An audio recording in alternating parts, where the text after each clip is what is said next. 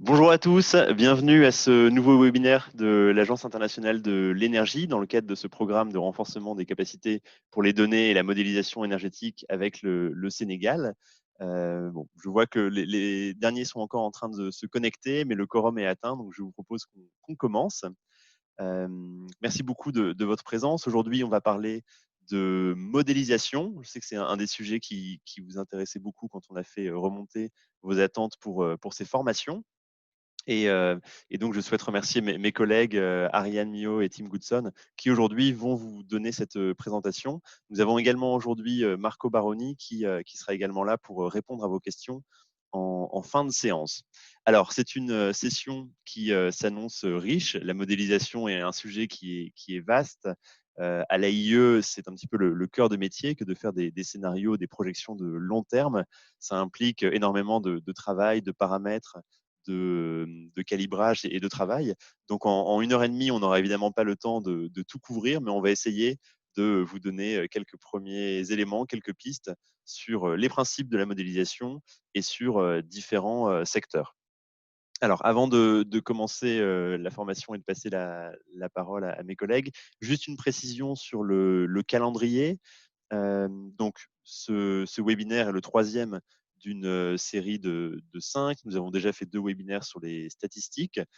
2 autres webinaires sont prévus, l'un sur la biomasse et l'autre sur l'accès à l'électricité. Nous souhaitons vous proposer de changer un tout petit peu le programme et de rajouter une session qui sera dédiée à des questions-réponses et à la correction d'exercices ou la démonstration d'exercices en direct, puisque jusqu'à présent, c'est vrai qu'on n'a pas eu énormément de temps pour faire des questions-réponses et pour avoir des interactions.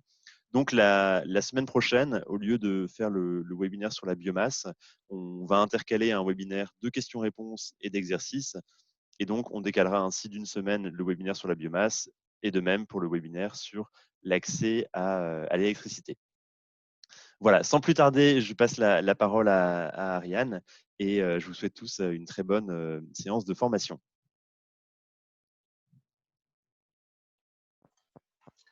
Bonjour à tous. Comme vous l'a dit Arnaud, nous allons passer cette session à vous introduire les concepts de modélisation énergétique. Tout d'abord, on va revenir sur les principes généraux avant d'illustrer ce qu'on peut faire avec la modélisation énergétique en vous présentant le modèle utilisé par l'AIE, le World Energy Model. On va commencer par les principes généraux et on va débuter par une petite question sur Menti. Donc, vous pouvez tous aller sur menti.com et je vais présenter les questions.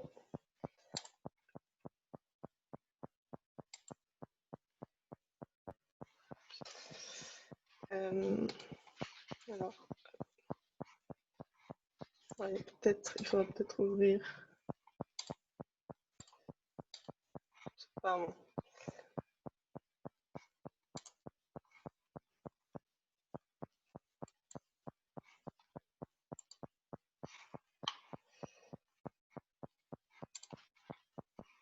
Je précise juste que donc pour rejoindre la question, il faut taper le code 973608. Et Ariane, voilà, je pense que là, tu dois pouvoir faire open voting.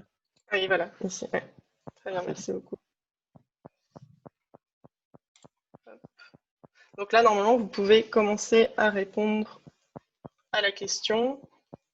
Donc, il faut aller sur menti.com en utilisant le code qui est ici en haut de la slide.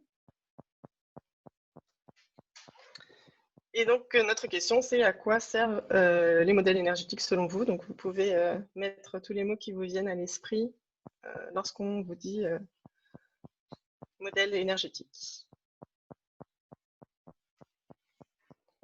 Je vais vous laisser un peu de temps pour vous connecter et répondre à cette question. Donc, ça peut être vraiment très vaste. Vous pouvez penser à des prévisions, à des projections.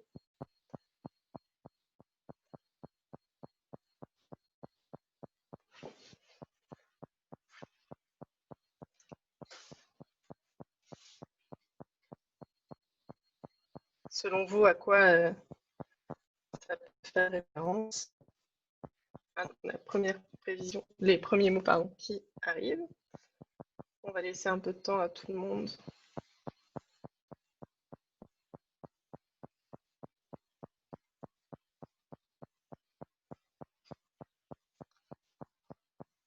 Voilà, donc parmi tous les mots qu'on voit, on voit souvent qu'il y a les mots donc prévision, projection, prédiction, planification. Un point important, c'est aussi élaborer des politiques, établir des scénarios. Donc ça peut effectivement aider à l'élaboration des politiques publiques. Par contre, tout ce qui va être bilan énergétique, c'est plutôt ce qui va alimenter les modèles plutôt que plutôt un résultat qui va servir à faire les prévisions, les projections, les prédictions. On va pouvoir continuer du coup la présentation.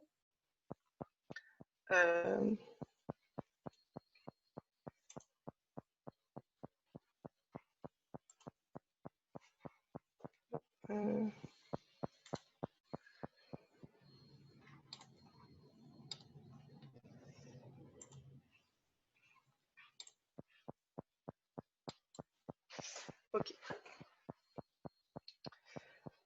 Donc tout d'abord, on va revenir brièvement sur le secteur de l'énergie. Donc comme vous le savez sûrement, le secteur de l'énergie est au cœur de nos sociétés, il est au cœur des enjeux géopolitiques, économiques, sociaux. Et c'est pourquoi l'énergie est vraiment consiste à une préoccupation essentielle des décideurs politiques qui attachent beaucoup d'importance aux évolutions de ce secteur. Une caractéristique très importante de ce secteur est qu'il n'y a pas d'îlot énergétique. Donc tout ce qui se passe à un endroit du monde a généralement une influence plus globale dans le secteur dans son ensemble. Et c'est pourquoi donc, les acteurs du secteur de l'énergie vont vouloir suivre les évolutions, les tendances, comprendre ce qui se passe dans le monde afin de pouvoir se positionner, de prendre des actions appropriées en voulant par exemple identifier les tendances à court et à long terme pour pouvoir se positionner. En plus de cela, on a vu ces dernières années que des problèmes environnementaux se sont beaucoup accélérés et sont liés du secteur de l'énergie, les deux principaux étant le changement climatique et la pollution de l'air. Donc, face à ces enjeux, donc, à la fois les problèmes environnementaux, mais également pour les acteurs de l'énergie, le fait de vouloir se positionner et comprendre les évolutions du secteur, il va falloir réfléchir aux évolutions futures. Et comme il y a beaucoup d'options technologiques qui s'offrent à nous, avec chacune ses propres avantages et ses propres inconvénients, la modélisation va pouvoir aider les acteurs à se positionner, à mieux réfléchir aux enjeux qui sont associés au système énergétique. Donc, à quoi sert la modélisation des scénarios énergétiques? Le fait de recourir à la modélisation permet d'intégrer tout d'abord de manière complètement systémique et cohérente différents déterminants, différents drivers qui ont une influence sur l'évolution du système énergétique. Ça permet également évidemment d'explorer les différents futurs, les différents scénarios d'évolution du système énergétique. Donc en regardant quels sont les différents portfolios technologiques associés à ces évolutions. Et également d'explorer les incertitudes qui sont liées à ces évolutions du système. Une chose à garder en tête, c'est qu'il n'y a pas de modèle idéal. Lorsqu'on choisit un modèle, il doit répondre à une question spécifique, puisque le modèle a des atouts et des inconvénients, il ne pourra pas répondre à toutes les questions. Il faut donc pouvoir choisir de manière adéquate le modèle en sachant quelles questions, quel objectif on a. Il y a différentes façons d'aborder la modélisation énergétique, donc on va vous les présenter un peu par la suite. Celle qui est utilisée à l'AIE est basée sur les évaluations technico-économiques. Donc, c'est-à-dire qu'on part d'une base de données des technologies très détaillées, avec beaucoup d'informations sur les caractéristiques technico-économiques des différentes technologies. C'est-à-dire on renseigne tout ce qui est potentiel, coût, besoin R&D. Ce qui va nous permettre par la suite d'identifier les technologies les plus prometteuses et les trajectoires d'évolution de ces technologies dans nos scénarios. Un petit point de vocabulaire. Donc c'est des mots qui sont apparus lorsqu'on vous a posé la question en début de session. Donc on parle de scénario, de projection, de prévision. En fait, tous ces mots renvoient à une diversité d'approches lorsqu'on aborde la modélisation énergétique.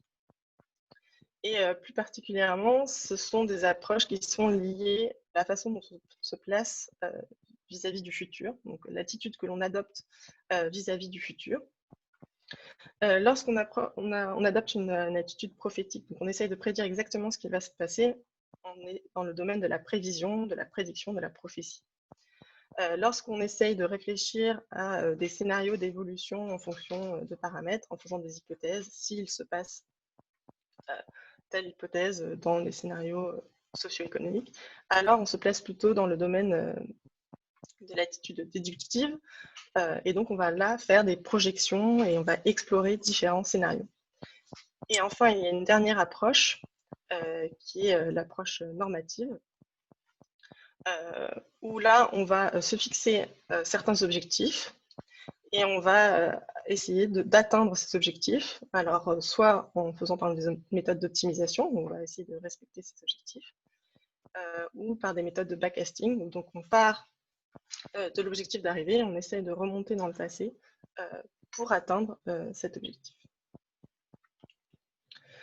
Donc, comme je l'ai dit, le fait de choisir le choix du modèle va dépendre des objectifs, de la question que l'on se pose et du périmètre que l'on va considérer.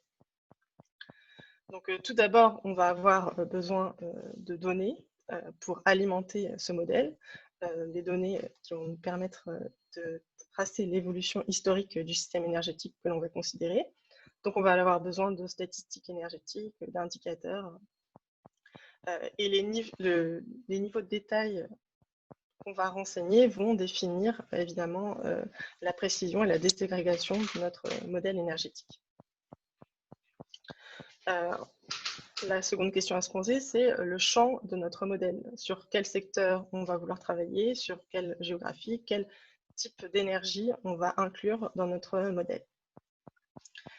Il y a différentes approches et techniques qui peuvent être choisies pour la modélisation énergétique. Donc, comme je l'ai dit, à l'AIE, on utilise plutôt des évaluations technico-économiques. Il y a des approches plutôt économétriques qui peuvent être choisies. Il y a différentes méthodes d'évolution des scénarios, comme l'optimisation ou la simulation. Je vais vous reparler un peu plus par la suite. Il y a différentes caractéristiques au sein du modèle qui peuvent nous permettre de faire des projections de certaines variables. Donc, par exemple, pour les technologies, mettre des modules d'apprentissage technologique endogène. Donc finalement, la façon dont on va concevoir le modèle dépend de ce qu'on aura comme hypothèse exogène, donc les paramètres que l'on va définir de façon exogène, de tout ce qui va être les variables endogènes. Donc par exemple, la consommation finale d'énergie va généralement être une variable endogène du modèle.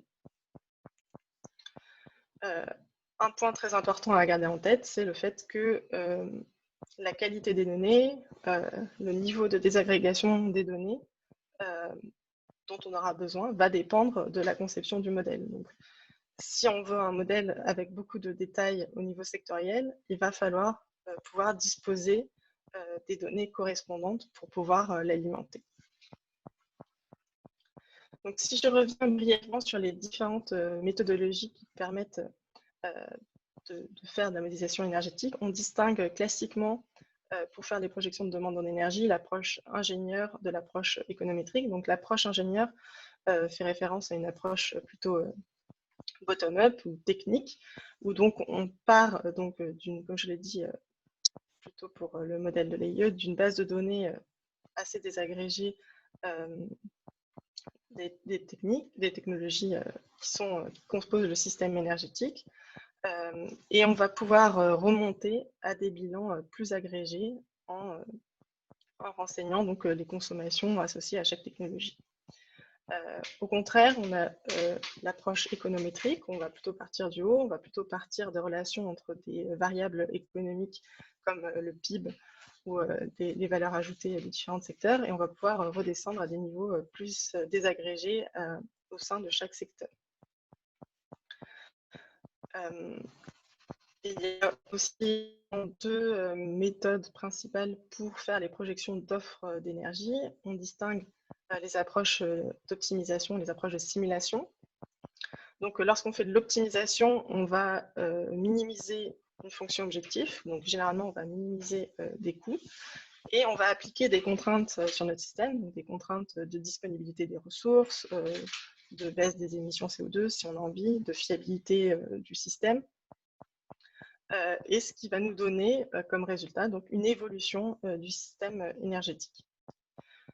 Pour la simulation, on va plutôt adopter une approche en partant du comportement des consommateurs et des producteurs qui vont réagir à des signaux prix, ce qui va nous permettre donc, de simuler au fur et à mesure du temps le comportement des différents agents et donc d'obtenir une évolution du système énergétique.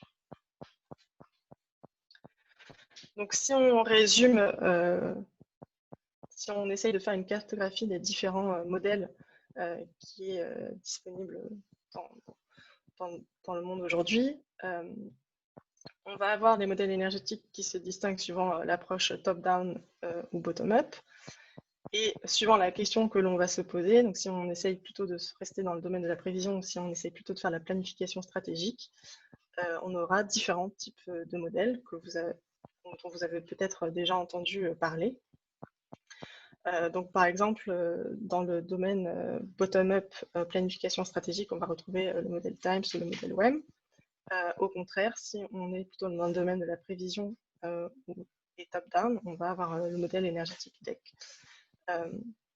Donc, ce qu'il faut vraiment retenir de cette petite introduction, c'est que suivant l'approche que l'on adopte vis-à-vis du futur, suivant la méthodologie que l'on veut adopter, bottom-up ou top-down, on va avoir un type de modèle énergétique qui sera plus approprié. Je vais maintenant passer la parole à mon collègue Tim Coutson, qui va vous introduire donc, le modèle qu'on utilise à l'AIE. Merci beaucoup, Ariane. Bonjour tout le monde. C'est vraiment un plaisir de présenter aujourd'hui. Donc, comme convoqué, moi, je vais parler de la construction des scénarios. Et plus spécifiquement, je vais utiliser l'exemple du modèle World Energy Model, le modèle qui est utilisé par WEO pour produire des scénarios qui nous intéressent et qui sont ensuite publiés dans nos publications WEO, la publication phare de l'AIE. Et avant de plonger dans les détails, on va commencer par notre pôle Menti. Donc, rendez-vous sur menti.com. Voilà, Menti. Donc, on passe à la prochaine question. Selon vous, quels éléments faut-il prendre en considération prioritairement pour concevoir un modèle énergétique? Donc, je vais vous laisser un peu de temps pour répondre à cette question avant de plonger dans les détails du modèle WEM qui est utilisé à l'AIE.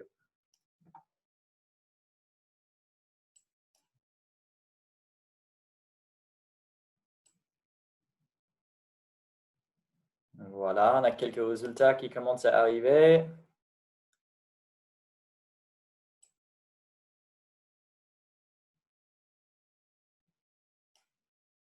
On voit maintenant que c'est l'objectif du modèle qui est en tête avec la qualité des données pas loin derrière.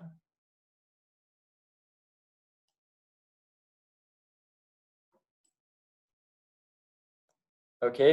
Bon, on peut dire en tout cas que toutes ces réponses sont très importantes, Mais comme convoqué par Ariane, vraiment la première chose qu'on devrait prendre en compte quand on pense à la conception d'un modèle énergétique, c'est l'objectif du modèle. C'est quelles questions est-ce qu'on a envie de répondre avec ces modèles. Donc vraiment, c'est ça la principale question qui veut nous mener à choisir un tel type de modèle comme les différents types de modèles évoqués par Ariane tout à l'heure. Donc, merci pour vos réponses. Maintenant, on va retourner à la présentation. Voilà. OK, la construction des scénarios. Donc, comme mentionné par Ariane tout à l'heure, il n'y a pas de modèle idéal. Les modèles sont conçus pour répondre à des questions spécifiques. Chaque modèle a ses atouts et ses inconvénients. Et comme j'ai dit, nous allons présenter aujourd'hui le modèle utilisé pour le World Energy Outlook. Donc, ça s'appelle le World Energy Model. C'est un modèle bottom-up technologique, c'est-à-dire un modèle où on modélise la demande pour chaque usage d'énergie avec beaucoup d'informations technologiques pour chaque usage. Mais premièrement, quel est l'objectif de ces modèles? À quelles questions essayons-nous de répondre avec ces modèles? Donc, déjà, je peux vous dire que nos chefs aimeraient bien que ces modèles soient capables de répondre à toutes questions possibles, mais en réalité, l'objectif principal est d'informer des choix politiques en fournissant des informations nécessaires pour mieux comprendre l'évolution potentielle du secteur énergétique. Donc, de créer une trame cohérente entre les politiques, les prix, le développement et le déploiement des sources d'énergie et des technologies. Donc, ça, c'est vraiment le clé. Le modèle peut porter une vision cohérente sur l'ensemble du secteur énergétique. Et donc, évidemment, il y a un nombre infini d'avenirs possibles pour le secteur énergétique. Et c'est pour ça qu'on utilise les scénarios pour mieux comprendre les différentes évolutions possibles. Donc, ces scénarios peuvent représenter un monde tel que l'on connaît aujourd'hui, sinon une évolution si des politiques spécifiques sont mises en place, ou autrement, une trajectoire pour réaliser des objectifs spécifiques. Donc, pour le World Energy Outlook, les scénarios principaux sont le scénario politique actuel, CPS en anglais, le scénario des politiques annoncées qui prend en compte les politiques qui existent aujourd'hui, ainsi que les politiques qui ont été annoncées. Et ensuite, le scénario de développement durable. Et c'est dans ce scénario où on propose une trajectoire pour atteindre les objectifs pour le climat, donc l'accord de Paris, ainsi que l'accès universel à l'énergie et la réduction de la pollution de l'air. Et avec ces modèles, on est aussi capable de créer d'autres scénarios, d'autres cas pour analyser des cas ou des sensibilités spécifiques. Et c'est ça qu'on a fait l'année dernière en créant le scénario Africa Case qui propose une trajectoire pour atteindre un développement économique et industriel accéléré pour l'Afrique et donc qui correspond à l'agenda 2063 de l'Union africaine, ainsi que le respect, l'étend de l'accès universel à l'énergie par 2030. Et donc, maintenant qu'on a les objectifs et le mode de fonctionnement du World Energy Model en tête, on va plonger dans les détails du modèle. Donc, voilà une figure qui a la structure de toute cette modèle. Donc, commençons tout en haut avec les flèches vertes. On voit les hypothèses et les données d'entrée qui alimentent le modèle. Et en bas, nous avons, avec les flèches jaunes, les résultats qui sortent du modèle. Et au centre, nous avons toutes les différentes étapes du calcul du modèle. Et nous voyons tout de suite que tout est interconnecté. Il n'y a pas un îlot énergétique. Chaque secteur, chaque étape est connectée à un autre. C'est ça qui fait la force d'un modèle énergétique. Mais évidemment, néanmoins, nous pouvons diviser le modèle pour faciliter sa présentation. Donc, premièrement, nous avons à droite des secteurs de demande d'énergie finale, tels que l'industrie, le transport, le bâtiment, l'agriculture. Et pour chacun de ces secteurs, on a besoin de connaître l'évolution de la demande en service.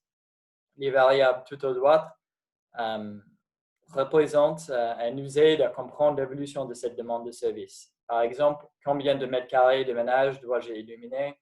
combien de gens ou de marchandises dois-je transporter et quelle distance. Donc, ce sont les variables de service énergétique. Ensuite, nous avons le secteur de transformation d'énergie.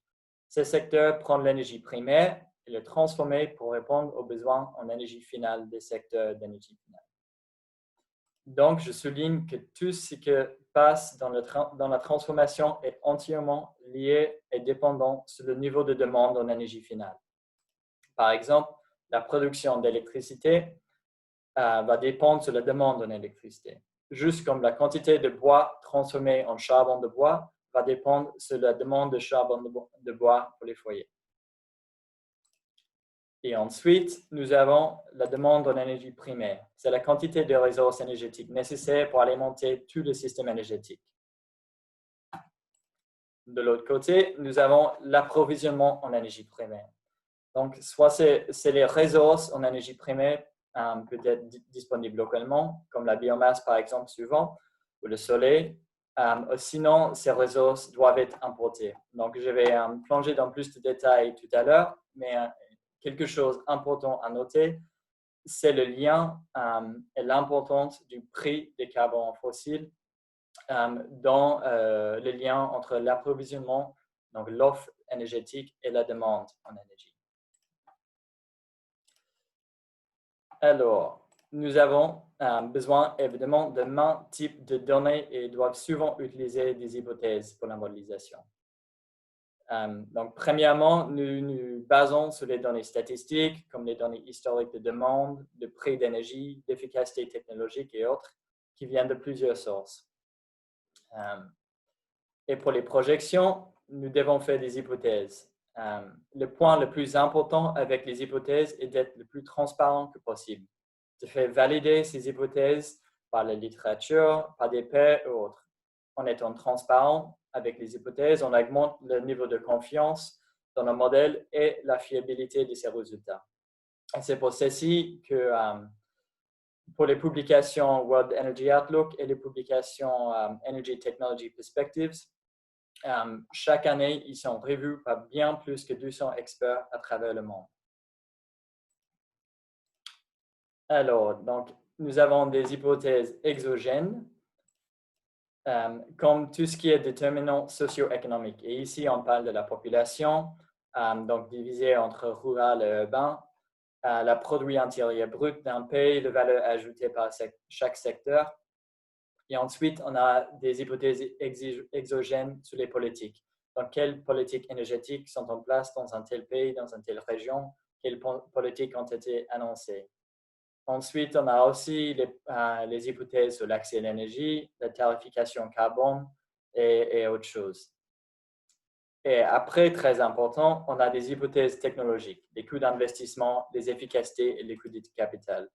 Et c'est ces hypothèses qui sont très importantes de faire valider par la littérature et par les pairs. Et maintenant, je vais vous montrer un exemple des hypothèses exogènes qu'on pourra utiliser dans la modélisation et aussi souligner le message que ces hypothèses peuvent changer d'un scénario à un autre. Et souvent, c'est ces hypothèses exogènes qui font la différence entre les deux scénarios. Et c'est le modèle qui nous aide à comprendre les implications des différences dans les hypothèses sur la demande en énergie et les émissions et d'autres facteurs. Donc ici, on voit des hypothèses sur l'accès à l'énergie, l'accès à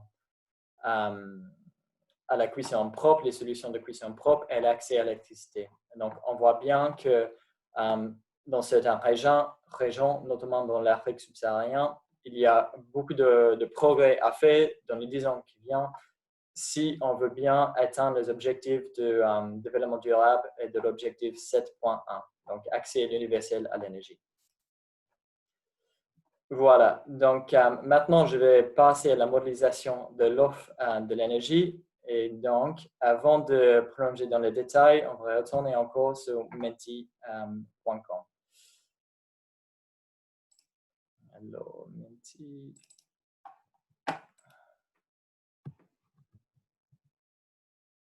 OK, en modélisation, à quoi servent les prix de l'énergie?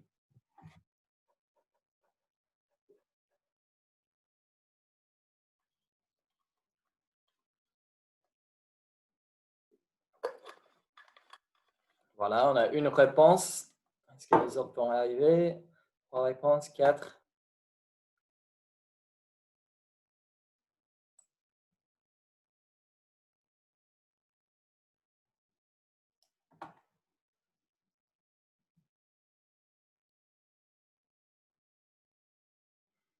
OK, donc les prix d'énergie dans la modélisation, bon, premièrement, les prix d'énergie vont servir à plein d'usages et de types d'analyses différents, mais principalement dans la modélisation, c'est pour créer l'équilibre entre l'offre et la demande que nous utilisons le prix d'énergie. Et comment on va voir tout à l'heure, souvent, ce processus de trouver l'équilibre avec le prix est un processus itératif. Donc, c'est ça que je vais vous expliquer maintenant.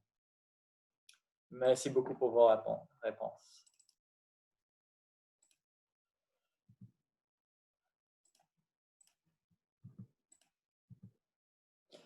Voilà, donc comme convoqué, maintenant on parle de l'offre de l'énergie, donc l'approvisionnement en énergie primaire. Et comme convoqué tout à l'heure, l'offre et la demande énergétique doivent être en équilibre et le prix joue un rôle clé dans cet équilibre. Donc, il faut que le prix d'énergie soit suffisant pour attirer assez d'investissements dans l'approvisionnement de l'énergie pour ensuite satisfaire la demande. Par exemple, si le prix du pétrole dans nos modèles est trop faible, ça va inciter les gens à consommer encore plus de pétrole, mais il n'y aura pas assez d'investissement dans l'approvisionnement de pétrole pour satisfaire cette demande. Donc, c'est donc un processus itératif en modifiant les prix pour trouver l'équilibre entre l'offre et la demande. Nous voyons très bien le processus, les résultats de ce processus dans la figure qui montre les prix de pétrole dans chacun de nos 3 scénarios principaux. Si la demande continue à augmenter, comme on voit dans le scénario Current Policy, donc le scénario de politique actuelle, les prix de pétrole devront aussi augmenter pour garder cet équilibre. Mais si on regarde la ligne verte, donc le scénario de développement durable où la demande de pétrole baisse avec le temps, on a les prix qui baissent aussi parce qu'on n'a pas besoin de ressources pétrolières qui sont plus chères pour extraire. Et donc, l'équilibre va se trouver avec un prix plus faible. Et donc,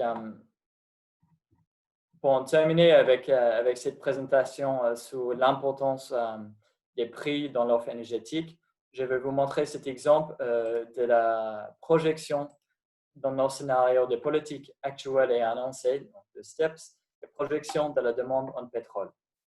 Donc, nous voyons aujourd'hui que la demande va continuer à augmenter avec les politiques actuelles, mais la production actuelle en pétrole va baisser avec le temps. Donc, on a besoin de nouveaux investissements pour être en capacité de répondre et de satisfaire à cette demande de pétrole. Et donc, il faut qu'il y ait un prix qui incite ces nouveaux investissements. Donc, ça, c'est vraiment le processus de trouver un équilibre pour inciter des investissements et satisfaire la demande avec l'offre. Donc, je vais maintenant passer la parole à ma collègue Ariane. Ah, pardon, j'ai oublié un très important diaporama, un point sur le raffinement et sur les balances des produits pétroliers et produits bruts. Donc, dans nos modélisations, il faut bien prendre en compte la différence entre les produits bruts produits par les puits pétroliers, par exemple, et les produits pétroliers qui sont consommés par les particuliers ou par les industries. Et souvent aussi, on a envie de savoir quels sont les besoins d'importation des produits ou quelles sont les opportunités d'export. Donc, pour tout ça, on a besoin de regarder premièrement la capacité de raffinement et quels produits peut-on raffiner dans une telle région. Deuxièmement, la demande des produits raffinés dans cette région. Et troisièmement, la production des produits bruts dans la région. Et c'est avec toutes ces variables pour chaque région qu'on peut ensuite construire une modélisation de la commerce de ces produits et des pétroles bruts pour ensuite connaître la balance de ces commerces et si un pays est exportateur ou importateur, excusez-moi, d'un tel produit. Voilà, donc Ariane, maintenant je vous laisse les paroles. Merci Tim. Donc on va retourner sur menti.com. Donc normalement vous avez déjà accès à la question. qui est qu'est-ce qui détermine le plus les tendances futures de la demande en énergie? Puisqu'on va maintenant s'intéresser à la modélisation de la demande dans le modèle WEM. Donc pour l'instant, on a 2 réponses.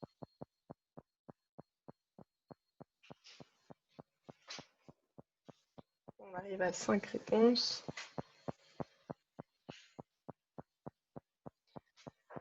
Donc, évidemment, tout ce qu'on a proposé comme choix peut avoir une influence sur la demande en énergie. Mais le principal facteur à prendre en compte, c'est tout d'abord la croissance de la population, avec évidemment aussi la croissance du PIB qui va avoir une influence également importante. Mais donc le principal facteur, évidemment, c'est la population. Donc, merci d'avoir répondu. On va pouvoir revenir à la présentation. Et vous détailler donc comment, dans le modèle WEM, on représente les secteurs de demande. Donc, de nouveau, ici, on a le schéma représentant le modèle et on va s'intéresser donc au secteur de consommation d'énergie finale, donc les secteurs de l'industrie, transport et bâtiment, donc qui vont satisfaire différentes demandes en services énergétiques. Et on va également présenter brièvement le secteur de production d'électricité, qui est dans le secteur de transformation, qui permet de transformer l'énergie primaire en énergie finale, qui donc va être consommée dans les différents secteurs que je viens de mentionner. Ces différents modules de demande fonctionnent donc sur le même principe qu'expliqué précédemment. Donc on a une modélisation bottom-up pour 25 régions du monde, pour les différents secteurs que j'ai mentionnés. Et on va s'appuyer sur une représentation très détaillée, très désagrégée des différentes technologies qui composent le secteur énergétique. Donc en renseignant des données sur les stocks, les capacités existantes des différentes technologies, les durées de vie, les paramètres technico-économiques avec les coûts, les efficacités, les facteurs de disponibilité, etc. Donc, la façon dont les différents modules de demande fonctionnent est la suivante. On va partir des déterminants socio-économiques. Et à partir de ces déterminants socio-économiques, on va pouvoir définir une évolution de demande en services énergétiques, par exemple avec une analyse économétrique. Et donc, on va avoir comme donnée, comme besoin, une énergie utile. Donc ici, en bas à gauche, on a un graphe qui représente les mètres carrés par habitant en fonction des PIB par habitant. On va avoir des données historiques et l'évolution, du coup, la projection de ces mètres carrés par habitant en fonction des projections que l'on a pour le PIB par habitant. Et donc, c'est avec, par exemple, cette projection qu'on va pouvoir déterminer une demande de chauffage dans le secteur des bâtiments, qui va dépendre de ces mètres carrés par habitant. Une fois qu'on a la demande de services énergétiques, il va falloir déterminer quelles sont les technologies qui vont satisfaire cette demande de services énergétiques. Donc, une partie est déjà déterminée par le stock existant des capacités techniques, mais une autre partie va devoir être définie puisque les technologies existantes vont être retirées du parc et il va falloir satisfaire la demande additionnelle. Et la façon dont on va choisir les technologies qui vont satisfaire cette demande additionnelle va se baser sur une approche de coût. Donc, suivant les coûts des différentes technologies, on va déterminer la part de la technologie dans la demande. Donc ici, en bas de cette slide, on voit l'évolution de la demande énergétique du secteur tertiaire, avec en jaune la demande qui est satisfaite par les technologies à la date initiale de notre modèle, et en rouge, ce qui correspondra aux besoins aux équipements. Il va donc falloir déterminer quelles vont être les technologies qui vont satisfaire cette croissance de la demande. Et on va utiliser donc par exemple des courbes de coûts comme en bas à droite, qui vont nous aider à déterminer le mix de technologies qui va satisfaire la demande additionnelle. Une fois qu'on a le portfolio de technologies, le portfolio d'énergie satisfaisant notre demande d'énergie utile, on va pouvoir, grâce au niveau d'efficacité associé aux technologies, définir la demande totale, la demande finale en énergie de chaque secteur. On va donc revenir un peu par la suite plus en détail sur quelques secteurs, mais le fonctionnement général des modules de demande dans le WEM est le suivant. Si on regarde quelques résultats qu'on peut obtenir avec le modèle WEM dans les secteurs de l'industrie, transport et bâtiment, donc là on est dans le scénario développement durable, ou SDS. On a donc les différentes énergies qui composent le mix énergétique dans chaque secteur, avec donc l'évolution jusqu'à 2050. Et la ligne jaune correspond à l'évolution des émissions CO2. Donc évidemment, les émissions CO2 dans ce scénario baissent fortement. Et on voit que le mix énergétique dans chaque secteur est évidemment très différent, et l'évolution également de ce mix diffère suivant le secteur. Donc, par exemple, dans les bâtiments, la consommation finale d'énergie va baisser moins vite du fait des progrès de l'accès à l'électricité. Grâce à ces modèles, à ces différents modules sectoriels du modèle, on va pouvoir répondre à plusieurs types de questions. La première, c'est quels sont les besoins futurs en nouveaux équipements. Donc, comme je l'ai dit, on a une projection de la demande de services énergétiques. Et donc, on va pouvoir répondre à la question quelles vont être les nouvelles technologies qui vont pouvoir satisfaire cette demande additionnelle. Quelle est la demande énergétique finale des bâtiments, de l'industrie et des transports? Puisqu'avec le mix de technologies que l'on va définir, on va pouvoir remonter à la demande énergétique finale. Et on va pouvoir également étudier la question de l'influence des politiques d'efficacité énergétique sur l'évolution de la demande énergétique finale. Et une fois évidemment qu'on a toutes ces informations, on peut répondre à la question quelle est la demande finale totale d'énergie, donc dans tout le secteur énergétique, dans tout le système énergétique, et quelles sont les émissions de CO2 associées, quels sont les investissements qui en résultent. Donc, maintenant, je vais vous présenter le secteur de production d'électricité. Donc, quels sont les principes que nous utilisons pour déterminer l'évolution du système électrique. Donc, c'est assez fourni, un peu complexe représenté comme ça, mais ce qu'il faut retenir de la modélisation du système électrique, c'est qu'on se pose la question à la fois de l'évolution du parc électrique, du parc des centrales électriques. Donc, quelles sont les nouvelles centrales qui vont être ajoutées dans le système électrique pour satisfaire les besoins en électricité? Et la deuxième question à laquelle on va essayer de répondre, c'est comment le système électrique est opéré au jour le jour. Et donc, ça va être, on va répondre à cette question en utilisant la répartition par ordre de mérite. Donc, pour l'ajout de nouvelles centrales, c'est un peu le même procédé que pour ce que je viens de vous expliquer pour les modules de demande. C'est-à-dire qu'on a un parc existant, on a les demandes en électricité qui proviennent de nos modules sectoriels, et avec notre base technico-économique des différents types de centrales qui peuvent être ajoutées dans le système, on va pouvoir définir quelles vont être les centrales que l'on va construire et qui vont permettre de satisfaire la future demande en électricité.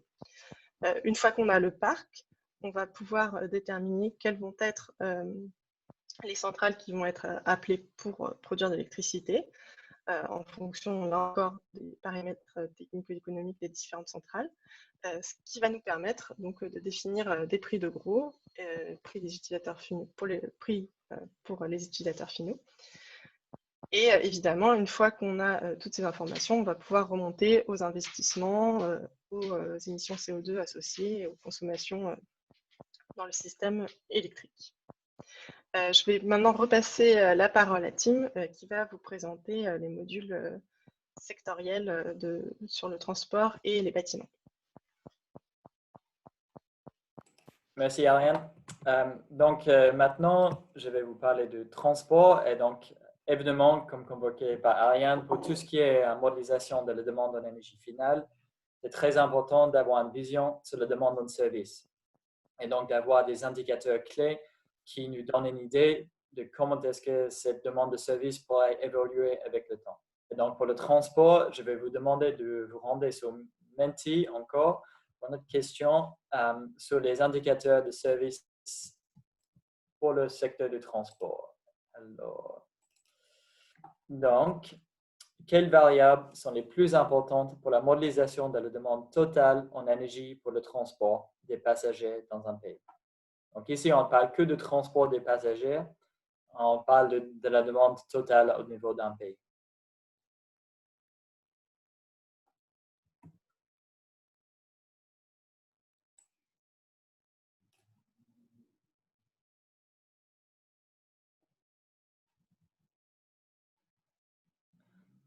Voilà, les kilomètres passagers arrivent en tête. Oh non, ça change.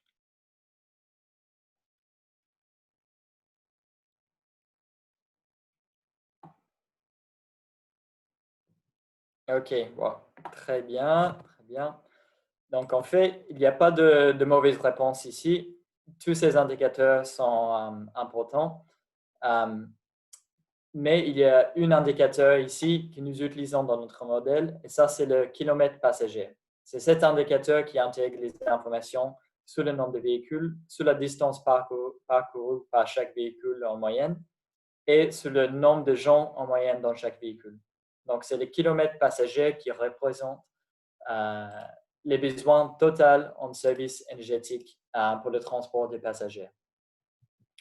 Et en plus que cet indicateur pour le transport de passagers, on a le même genre d'indicateur pour le transport de marchandises, le temps de kilomètre. Mais on remplace les passagers avec les temps de marchandises transportées. Et donc, avec ces deux indicateurs clés, on arrive à projeter une demande de service pour plusieurs types de transport. Et comme vous pouvez voir ici à droite, on modélise la demande énergétique dans le transport, pour le transport routier, l'aviation et beaucoup d'autres modalités de transport. Et même dans le transport routier, on modélise la demande pour chaque type de technologie, par exemple chaque type de voiture ou de bus ou autre. Et donc, pour cette modélisation, on a besoin de plusieurs variables d'entrée, comme les statistiques sur la demande historique, sur la possession des voitures, sur les revenus des gens et sur l'augmentation de la population, par exemple. Et pour vous donner un exemple, je vais vous montrer ces résultats qui viennent de nos travaux sur l'Afrique de l'année dernière, qui montrent la diversité des taux de possession des voitures dans certains pays en Afrique. Et donc, on voit bien qu'il y a des pays qui ont des taux de possession de voitures bien plus grands que d'autres. Et évidemment, ça va avoir un grand impact sur la demande énergétique pour le transport dans ces pays. Et aussi, ça va influencer comment cette demande pourrait évoluer avec le temps. Donc, on a vraiment besoin d'avoir les données à ce niveau de détail pour pouvoir bien représenter la demande dans le futur pour ces secteurs. Et je vais vous montrer un autre exemple.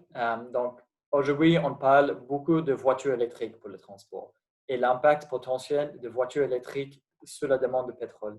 Donc, évidemment, il y a certains pays où des politiques en place, où le contexte économique dans le pays veut dire que les voitures électriques vont voir une augmentation de leur flotte parce qu'ils sont assez attirants pour les consommateurs. Mais c'est bien sûr pas partout dans le monde. Et en fait, l'impact sur la demande de pétrole mondiale va être assez marginal. Donc, les voitures électriques, oui, vont faire baisser la demande de pétrole pour les véhicules particuliers, mais il y a d'autres secteurs comme le transport de marchandises, la pétrochimie, l'aviation qui vont faire encore augmenter la demande mondiale de pétrole. Donc, c'est très important pour chaque secteur de prendre en compte l'impact et d'avoir cette vision de l'ensemble et pour ensuite avoir une idée de l'évolution de la demande totale. Et maintenant, je passe au secteur du bâtiment. Et donc, pour nous, le bâtiment, c'est séparément le secteur résidentiel, donc les ménages, et ensuite le secteur de services qui comprend les bâtiments publics et les bâtiments de bureaux et autres bâtiments commerciaux. Donc, pour le secteur de bâtiment, on a encore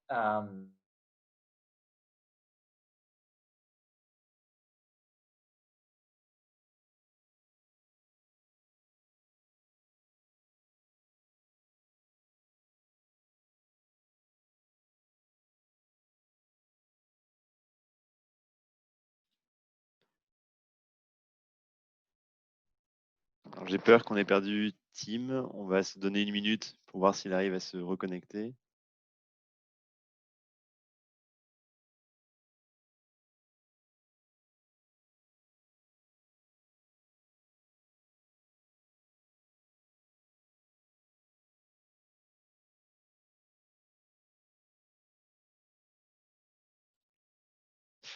Ariane, est-ce que tu pourrais reprendre la présentation là où Tim s'est arrêté, peut-être? Ouais, c'est ce que Merci j'avais beaucoup. proposé.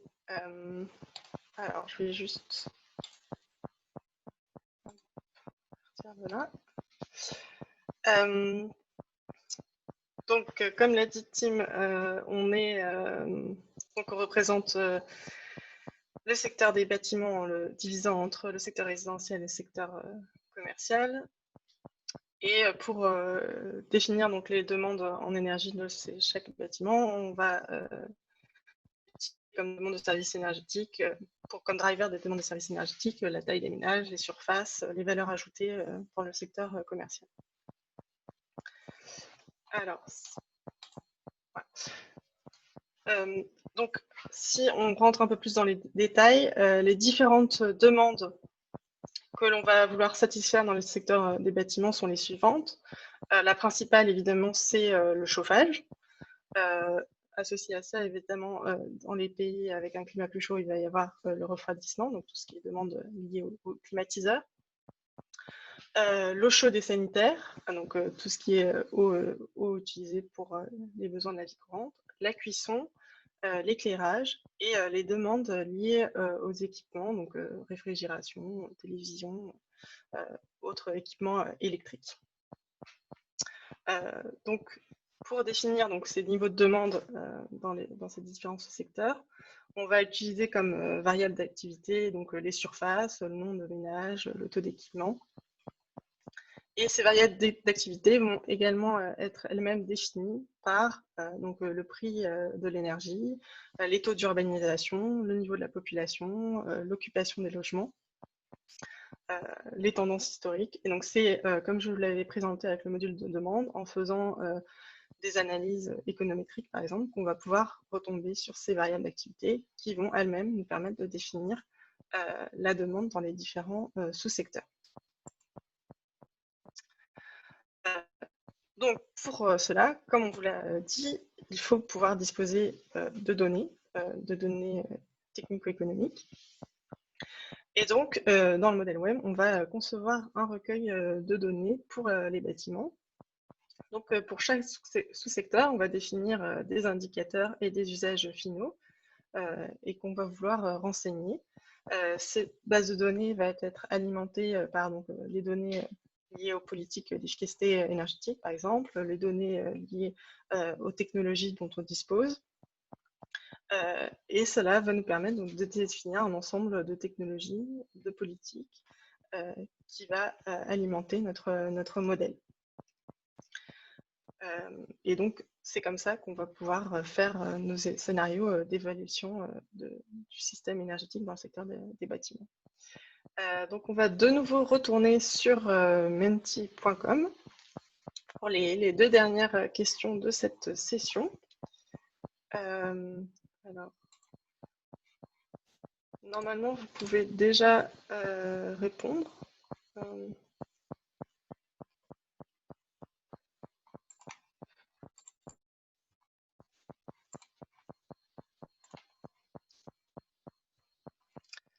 Donc la question est la suivante. Si l'on a la consommation d'énergie pour un climatiseur, quel paramètre est le plus important pour modéliser la demande totale?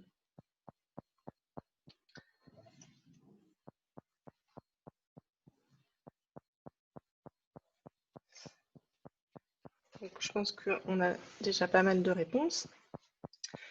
Donc, sachant qu'on a uniquement la consommation d'énergie pour un climatiseur, oups, pardon, je sais pas ce que j'ai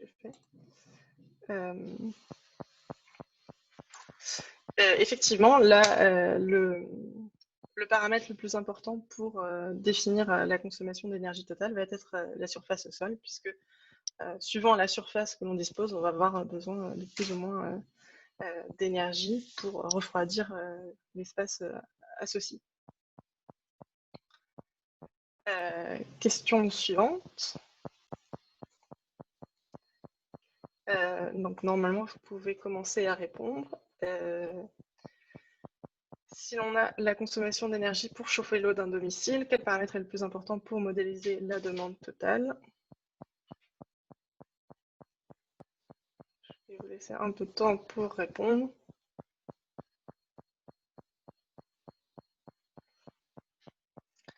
Donc effectivement, c'est bien le nombre de personnes par ménage, puisque généralement la consommation d'eau d'un domicile va dépendre effectivement du nombre de personnes par ménage et non pas de la surface au sol.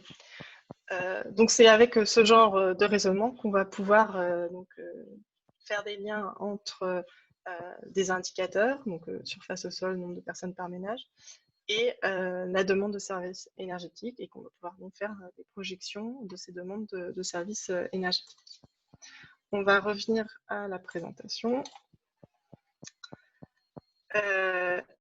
Et on va vous présenter donc un résultat, là encore issu de l'Africa Case, fait l'année dernière. Donc, aujourd'hui, 700 millions de personnes ont besoin de systèmes de refroidissement en Afrique. Mais avec le changement climatique, l'augmentation des vagues de chaleur, avec le fait que également la population va se concentrer dans les villes, la demande de froid, donc la demande de climatisation, va fortement augmenter. Donc en 2040, on prévoit qu'ils seront 1900 millions. Et donc là, on voit la demande de froid qui évolue entre 2018 et 2040. Et donc pour satisfaire cette demande, il est absolument primordial de favoriser les mesures d'efficacité énergétique qui vont permettre de réduire la demande totale à satisfaire d'énergie liée à la climatisation. Et donc, on a estimé dans notre scénario que ces mesures d'efficacité pouvaient diviser la demande par deux, ce qui est évidemment absolument non négligeable pour réussir à satisfaire la demande. Je crois qu'on n'avait pas beaucoup de temps à consacrer au secteur de l'industrie, mais voilà, comme on vous a passé les slides, sachez qu'on pourra éventuellement aussi répondre à des questions liées au secteur de l'industrie, mais on va passer rapidement pour laisser un peu de temps aux questions que vous pourriez avoir. Et donc, pour conclure, peut-être que Tim, qui vient de revenir, je ne sais pas si tu veux faire la conclusion. On a avancé jusqu'à la conclusion. Oui, bonjour. Donc, désolé tout le monde, j'avais un souci avec mon ordinateur. Donc, merci beaucoup à Ariane d'avoir repris la présentation. Et si vous voulez, je pense qu'on a quelques minutes, donc quand même, on peut passer sous l'industrie vite fait, juste pour vous montrer les indicateurs clés pour ce secteur. Donc, voilà, je vous montre. Donc, l'industrie. Voilà, donc on parle ici de l'industrie, mais aussi des usages non énergétiques des ressources énergétiques. Donc, un bon exemple, c'est le pétrole qui est ensuite utilisé pour faire le goudron pour les routes. Donc, voilà un exemple là. Et donc, dans le secteur de l'industrie, dans le modèle WEM, on a 6 sous-secteurs. Donc, on regarde le secteur de l'aluminium, du fer, acier, le secteur de produits chimiques et pétrochimiques, le secteur du ciment, le secteur de pâtes, la production de papier et l'impression, et ensuite des autres industries comme le secteur de fabrication, etc. Et donc, pour chaque sous-secteur industriel, on a besoin d'avoir un indicateur clé pour nous donner encore une idée de l'évolution de cette demande de services pour chaque secteur. Donc, pour la plupart de ces secteurs dits d'industrie lourde, c'est les indicateurs qui nous donnent une idée de la niveau de production pour chaque secteur. Donc, on va vouloir savoir combien d'acier est produit dans un pays, historiquement, combien d'aluminium ou autre, et ensuite, avec les informations socio-économiques, comme les prix d'énergie, la production historique et le PIB de la population, on va faire des projections de niveau de production pour chaque produit, et ensuite, ça va nous donner une idée de la demande de service pour chaque secteur dans l'avenir. Donc, c'est comme ça qu'on fait la modélisation du secteur industriel chez WIO, dans notre modèle. Et ensuite, dans chaque secteur, on a la capacité aussi de modéliser l'émergence de nouvelles technologies, comme par exemple la pompe à chaleur qui pourrait fournir une chaleur plus efficace et moins carbonisée pour l'utilisation de le secteur. Un autre exemple, c'est le remplacement des moteurs industriels, donc les moteurs électriques qui consomment, si je les chiffre bien, c'est presque 20, c'est plus que 20% d'électricité mondiale est utilisée pour les moteurs dans le secteur de l'industrie. Donc, c'est très important de regarder les possibilités d'améliorer l'efficacité dans ce secteur. Et donc, souvent, on a des modules à part qui nous permettent d'analyser ces problèmes spécifiques et l'impact sur la demande si on met en place de nouvelles politiques. Et voilà un exemple des moteurs ici, et donc la possibilité de diminuer la consommation finale d'électricité en améliorant l'efficacité énergétique de ces moteurs. Et donc, voilà, ça nous permet très brièvement de présenter les trois secteurs principaux de la demande finale énergétique. Et donc, je vais terminer juste avec quelques conclusions, un peu une synthèse des messages clés pour le modèle modélisation énergétique. Donc, premièrement, les modèles énergétiques fournissent un cadre d'analyse cohérent qui nous permet de voir le secteur énergétique dans son ensemble et de voir tous les liens entre chaque secteur, entre les prix, les investissements, la demande, l'augmentation des salaires, des produits économiques, des populations, etc., à tous ces liens. Et évidemment, c'est une représentation simplifiée du monde réel, mais quand même, on va concevoir un modèle avec suffisamment de détails pour nous permettre de répondre aux questions qui nous intéressent le plus et aussi qui est compatible avec les données qui nous sont disponibles. Et ensuite, la modélisation des systèmes énergétiques fournit premièrement un aperçu général des orientations possibles du système énergétique et des options plus détaillées. Donc, ça nous permet d'avoir les scénarios qui peuvent nous donner des indices sur les orientations possibles dans un tel monde ou un autre monde. Après, des éléments sur les prix, sur les investissements, sur le niveau de sécurité énergétique, les besoins en importation d'un pays. Et après, très important, les estimations de coûts pour chaque scénario. Parce que souvent, c'est les coûts pour un tel politique qui va influencer les décideurs politiques ainsi que les impacts sur la demande et sur les émissions CO2, par exemple. Donc, évidemment, la modélisation des systèmes énergétiques est un processus continu et de long terme. Ce n'est pas tout de suite qu'on va construire un modèle qui satisfait tous nos besoins. Ça prend du temps à construire des relations pour avoir suffisamment de données, pour savoir où trouver les données, pour ensuite fournir le modèle et arriver à des résultats nécessaires. Et chaque année, comme nous faisons, on va continuer d'agrandir, d'augmenter, d'améliorer le modèle avec des nouvelles données et outils qui deviennent disponibles et aussi pour répondre à de nouvelles questions et des évolutions qu'on voit dans le monde. Et voilà, donc un modèle, c'est un cadre pour aider les réflexions aux défis multiples qu'on voit dans le secteur énergétique, dans les défis, bien sûr, de sécurité, d'abordabilité, des prix énergétiques et après des défis environnementaux aussi. Et très important pour terminer, comme Ariane a évoqué au début, il y a différents types de modélisation. Et pour nous, chez l'AIE, la modélisation, ce n'est pas un effort de prédire l'avenir, mais juste un effort de pouvoir guider les décisions qui sont prises malgré les millions de possibilités de l'avenir et malgré toutes les incertitudes. C'est nécessaire de pouvoir guider les décisions quand même. Donc, j'espère que ça vous a été utile, la présentation aujourd'hui. Et maintenant, on serait très content de répondre à vos questions, soit par écrit, soit on va répondre en live. Merci beaucoup, Ariane et Tim, pour vos présentations.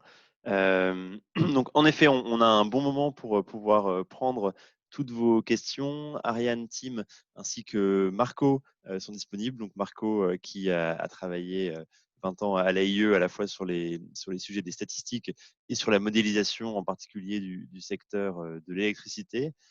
Vous l'aurez compris dans cette présentation, ça peut être assez compliqué et assez élaboré de faire un modèle. L'AIE a raffiné année après année un modèle qui est extrêmement complexe. Là, on vous en a présenté quelques principes généraux. Je voulais juste repréciser que dans le cadre de ce programme de renforcement des capacités avec le Sénégal, l'objectif, au-delà de ce premier webinaire d'introduction, est évidemment de conduire des actions de formation qui seront plus détaillées pour construire ensemble, pas à pas, un modèle simplifié qui permettra de répondre aux objectifs qui vous seront propres et selon les étapes qu'ont décrites Tim et Ariane.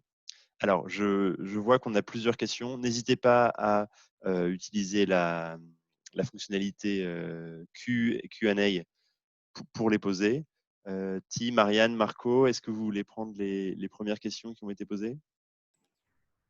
Oui, je vais prendre la question. Donc, considérez-vous l'usage de la ventilation dans le refroidissement ou serait-ce un usage à part entière?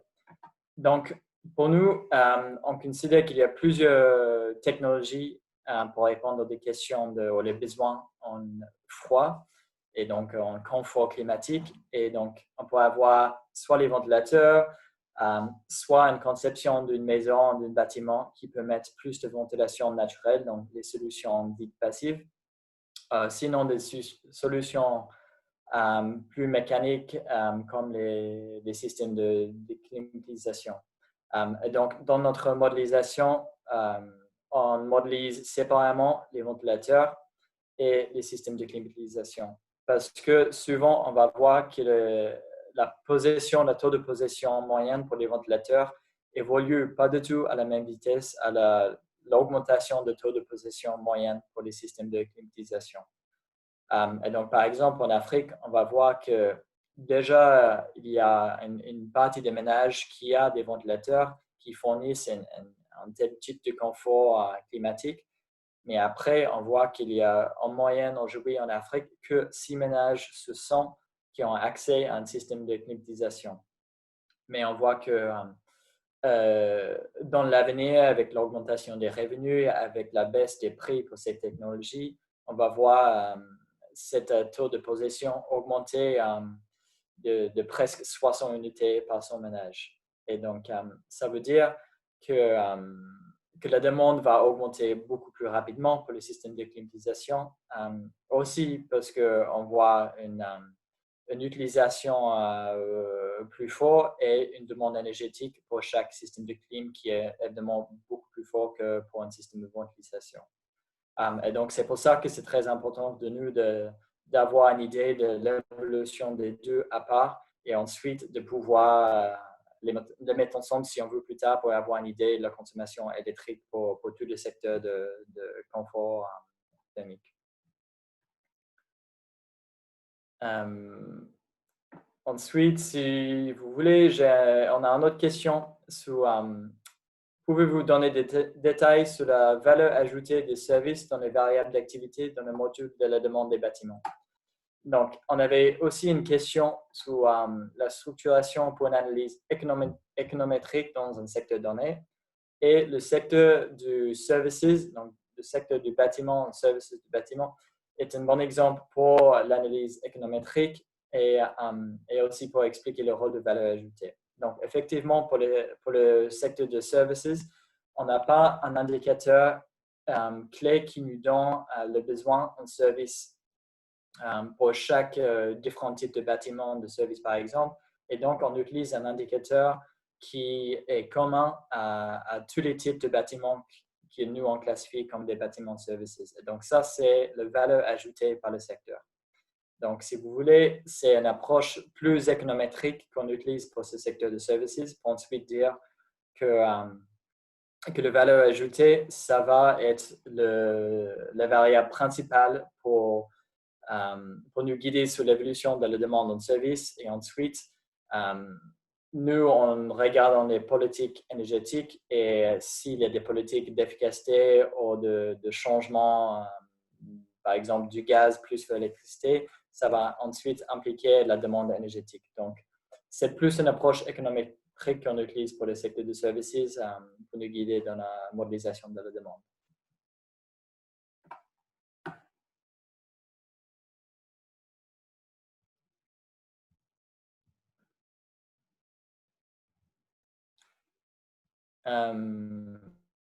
Si vous voulez, on a une autre question sur les modules spécifiques pour des sous-secteurs. Donc, dans les modules spécifiques, doit-on prévoir des sous-indicateurs pour les sous-secteurs ou pas?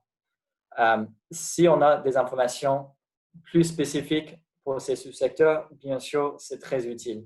Donc, par exemple, pour l'industrie, au lieu d'utiliser juste la valeur ajoutée par l'industrie pour tous les secteurs de l'industrie, on essaie de regarder dans le plus de détails que possible. Donc, par exemple, de regarder la production pour un tel sous-secteur et ensuite utiliser ce niveau de production comme l'indicateur clé pour nous donner une idée de l'évolution de la demande en service. Et si on avait des indicateurs plus précis encore, oui, bien sûr, on pourrait les utiliser pour donner plus de détails. Mais après, il faut trouver l'équilibre entre c'est quoi l'objectif principal du modèle. Est-ce qu'on a besoin d'avoir beaucoup d'informations sur ces sous-secteurs ou sur ces modules en particulier? Si oui, évidemment, ça vaut le coup d'essayer de trouver plus de données, d'avoir un indicateur spécifique à une sous-partie de ce secteur.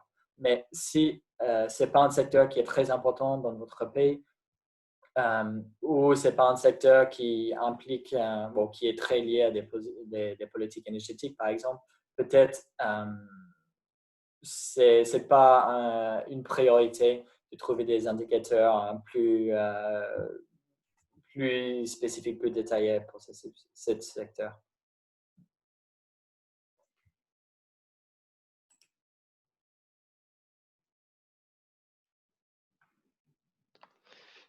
Alors, je vois, Tim, qu'il y a une question qui est posée par Woudou, mais dans le chat. Alors, je ne sais pas si tu peux la voir, je la lis. Quel est l'horizon temporel idéal pour les données historiques, pour la modélisation? Car dans nos pays, il est difficile d'avoir des séries longues. Est-ce qu'il y a une réponse précise sur l'horizon de temps idéal? Répondre à cette question? Oui, je peux donner une petite réponse. En tout cas, évidemment, plus on a de visibilité sur l'historique, mieux c'est. Donc, plus ça remonte dans le temps, plus on va pouvoir essayer de prolonger des tendances et voir qu'est-ce qui a pu se passer dans le passé. Et donc, évidemment, si jamais il y a eu des ruptures, on peut éventuellement essayer d'envisager des ruptures du même genre pour le futur. Mais de toute manière, je pense que la question, c'est de faire avec ce dont on dispose. Donc, si on a uniquement des données sur les 5 dernières années, ça peut déjà être un bon point de départ pour essayer de projeter quelque chose. Et juste pour vous donner un exemple, je crois que pour la modélisation que nous avons fait sur l'Afrique, on avait utilisé 2000 comme année de base. Donc, souvent, c'était difficile de trouver les données entre 2000 et 2010, par exemple. Et donc, dans un pays très dynamique, c'est peut-être moins important d'avoir les données qui remontent très loin dans le passé. Et donc, oui, je dirais que 2000, ça nous suffisait pour nos analyses. Et voilà. Peut-être pour ajouter un mot, ça souligne aussi l'importance de travailler main dans la main entre équipes qui s'occupent des statistiques, des données historiques et équipes qui font les projections, qui font la modélisation. Et ça, ce sont des choses qu'on pourra faire quand on fera les formations en direct, en essayant justement de mélanger les exercices de statistiques et de projection et que chacun comprenne bien les enjeux de chaque domaine.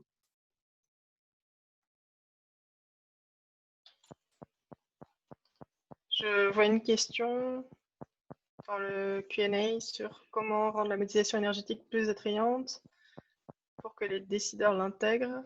Et je pense que la question suivante, pour garantir la robustesse des hypothèses, doit être liée. Donc la question, c'est comment rendre la modélisation attrayante pour que les décideurs l'intègrent, pour garantir la robustesse des hypothèses. Évidemment, ce qu'on peut faire lorsqu'on fait des scénarios, c'est faire des analyses de sensibilité. Donc, c'est-à-dire qu'on va faire varier certaines hypothèses structurantes qui vont avoir une forte influence sur l'évolution de nos scénarios. Et donc, présenter un ensemble d'évolutions possibles aux décideurs et indiquer quelles sont les hypothèses qui vont avoir peu d'influence sur les scénarios d'évolution et au contraire, les hypothèses où on a une grande incertitude et qui vont avoir une forte influence sur l'évolution des systèmes énergétiques. Donc ça permet vraiment aux décideurs de comprendre quels sont les facteurs qui vont avoir un impact plus ou moins important sur l'évolution future du système énergétique.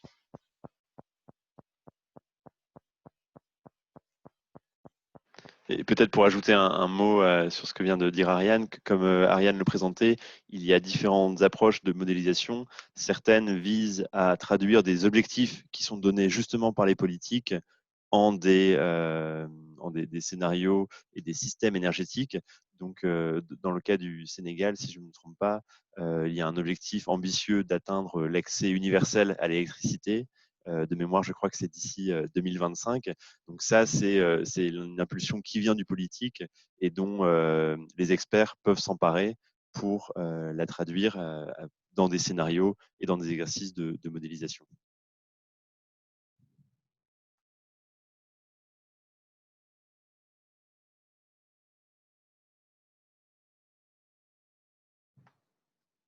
Il y avait également une question qui remonte à la diapositive où on parlait de la demande en pétrole des véhicules électriques et de l'évolution.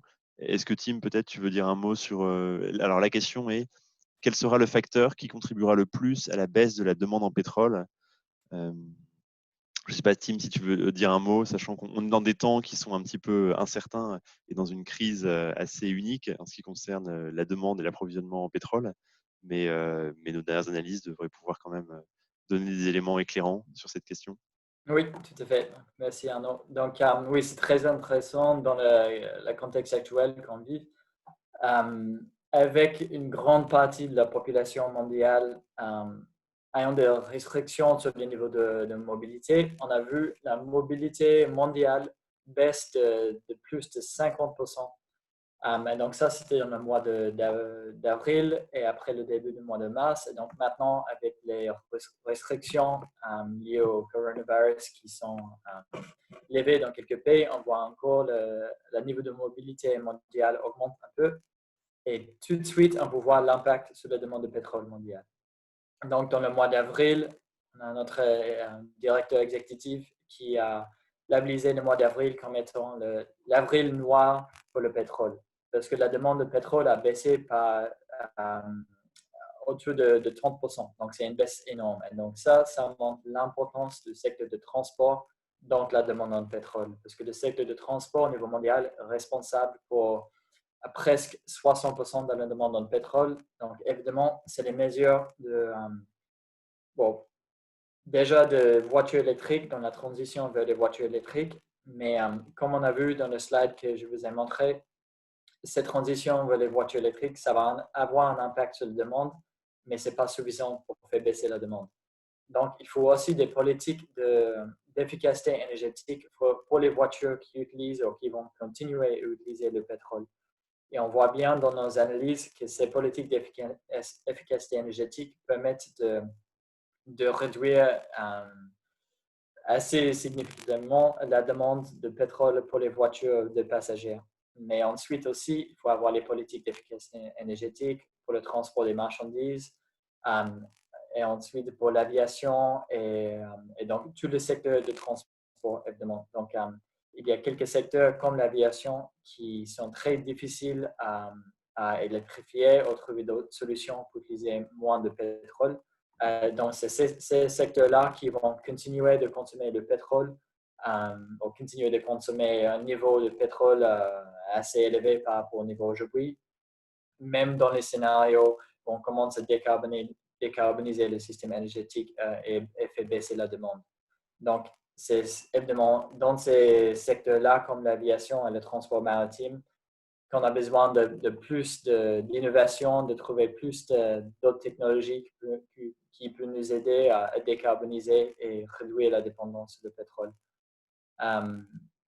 Et après, il y a d'autres secteurs comme la pétrochimie qui continuent à voir sa demande en pétrole augmenter. Mais la pétrochimie, souvent, n'émettent pas autant de CO2 si les produits pétrochimiques sont utilisés comme les plastiques et pas brûlés pour produire du CO2. Mais vraiment, c'est le secteur du transport qui a le plus d'impact sur la demande en pétrole.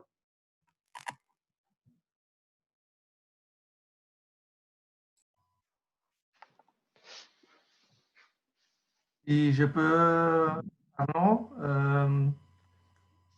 Oui, bien sûr, vas-y Marco. bonjour à tous et à tous. Je voulais juste intervenir pour mentionner quelques petits points dont on a déjà parlé, mais sur lesquels je voudrais vraiment insister. C'est-à-dire, bon, l'un, c'est très lié à la question de Madame Demey, c'est-à-dire l'importance des données. Souvent, on dit données, données, données, ou en anglais data, data, data, parce qu'on a vraiment besoin de données pour construire des modèles qui soient que ce soit possible d'avoir des données, des résultats crédibles pour tous les décideurs politiques. Et donc, bien sûr, l'importance des données, le lien avec les données disponibles, mais le lien entre les secteurs. Je pense que ce que Ariane avait mentionné de l'importance de lier, de décider quel est l'intérêt de faire le modèle et donc quel est l'objectif et donc lier les différentes parties, ça c'est très important. Donc, un point final, je voudrais poser une question aux participants en soulignant l'importance de la collaboration entre les différents secteurs et donc l'importance de la discussion, du partage pas simplement de données, mais des idées et des liens éventuellement de différents modèles développés par les différents secteurs dans les différentes industries. Donc la question pour moi, c'est qu'est-ce qu'il faudrait pour vous faire pour lier les modèles que peut-être vous avez et l'expertise que vous avez dans vos secteurs avec les autres secteurs dont vous auriez besoin d'avoir la participation. Et je serais très curieux de voir si quelqu'un de vous voudrait intervenir sur ça. Peut-être, étant donné qu'il ne nous reste pas beaucoup de temps, ce que je vous propose, c'est de réfléchir à cette question et que la semaine prochaine, dans cette séance plus interactive de questions-réponses, on puisse avoir des échanges directs sur, en effet, ces enjeux de comment obtenir les bonnes données, comment travailler les uns avec les autres. Mais merci beaucoup, Marco, pour ce message et d'insister sur cette question phare des données. C'est en effet le point d'entrée nécessaire pour tout ce dont on a parlé aujourd'hui. Alors, il y avait encore deux petites questions, je pense qu'on peut conclure là-dessus. Une question sur l'indicateur passager kilomètre. Donc, la diapositive est actuellement présentée. Je ne sais pas, Ariane, si tu veux en dire un mot en plus. Et après, il y aura la dernière question aussi. Je crois que c'était Tim qui voulait. Ok, ouais. Comme c'est Tim qui a la slide. Ok. Donc, l'indicateur kilomètre passager. Donc, l'idée de cet indicateur, c'est d'avoir un chiffre qui nous donne une idée de toute la demande de service pour le transport des passagers. Donc, pour arriver à ces chiffres, on a besoin de savoir le stock de véhicules, donc le nombre de véhicules passagers dans le pays, les distances parcourues par chaque véhicule en moyenne par an, et ensuite le nombre de gens qui se trouvent dans chaque véhicule en moyenne. Donc, si on multiplie ces trois indicateurs, même on arrive à l'indicateur kilomètre passager, qui nous dit en gros qu'il faut transporter X nombre de gens à telle distance par an. Et donc, ensuite, avec cet indicateur qui nous donne la demande en service, on peut dire, OK, quelles technologies vont-on utiliser pour répondre à ces besoins en service? Donc, soit on pourrait dire que tout le monde va utiliser le vélo, ou sinon, on peut dire que tout le monde va faire du covoiturage, donc on aura plus de gens dans une voiture. Et voilà, donc on a ensuite le besoin d'avoir l'indicateur et après, on choisit la technologie ou la modalité de transport pour fournir ce besoin de service et après, on calcule l'implication énergétique. Donc, j'espère que ça rend l'indicateur un peu plus clair. Et donc, je pense que les points clés sont ici dans le diaporama. Les données nécessaires pour calculer cet indicateur sont le stock de véhicules, la distance parcourue et l'occupation. Et après, si on passe au temps de passagers, évidemment, il faut les stocks de véhicules, les camions, et le facteur de charge pour les camions. Combien de temps par camion, par exemple. Et je vois une dernière question sur comment faites-vous les projections d'évolution des prix des combustibles. Donc là, si on parle de prix des combustibles au niveau international, comme le prix du pétrole international, par exemple, comme j'avais un peu expliqué dans la partie sur l'offre de l'énergie, le prix est clé pour trouver l'équilibre entre l'offre d'énergie, donc l'offre de pétrole, et sa demande. Et donc, nous avons la modélisation de la demande qui a été expliquée aujourd'hui. Et pour la modélisation de l'offre, nous avons des informations détaillées sur chaque source de pétrole, soit une ressource qui est déjà en production, soit des ressources qui existent, qui sont là, qu'on peut investir et faire venir à produire. Et donc, ça nous donne un peu une courbe de demande. Et donc, avec cette courbe de demande, on peut dire, OK, si on a une demande de pétrole de X millions de barils par jour, il faut que le prix soit élevé à un tel point pour qu'il y ait suffisamment d'investissement dans la production de pétrole pour répondre, pour satisfaire cette demande. Et donc, c'est ce processus itératif parce que, évidemment, ce n'est pas juste le prix qui a un impact sur l'offre de pétrole, le prix va aussi avoir un impact sur la demande. Parce que si le prix de pétrole double d'aujourd'hui au lendemain, moi, je ne vais pas prendre la voiture autant parce que ça va me coûter trop cher de remplir la voiture. Donc, il y a cette élasticité de la demande au prix qu'il faut aussi prendre en compte. Et donc, après, c'est pour ça qu'il faut un processus itératif pour équilibrer, pour trouver le prix qui équilibre la demande et l'offre. Voilà. Merci beaucoup, Tim, pour ces réponses et ces précisions. J'en profite juste pour faire une petite correction à l'oral sur la diapositive qui est présentée.